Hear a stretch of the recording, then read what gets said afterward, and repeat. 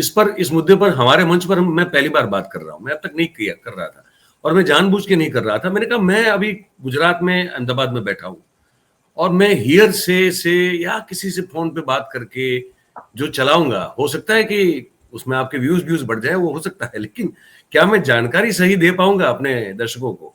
तो इसलिए मैं अब तक इस पर बात करने से कतरा रहा था।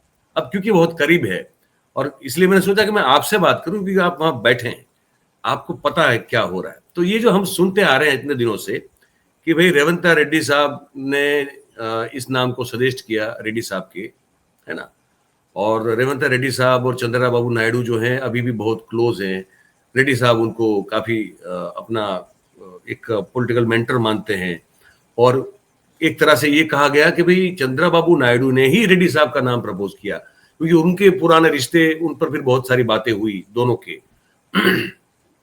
और ये कहा गया मतलब मैं पिछले 10 दिन से जो सुन रहा था, तो मैं सुन ही रहा था, ध्यान से एकदम गौर से सुन रहा था कि फिर ये कहा गया कि तो इसका मतलब ये है कि फिर अब चंद्रबाबू नायडू जो है उनकी किसी ने तो हमको ये भी कह दिया कि चंद्रबाबू अब देखिए बातें आती हैं।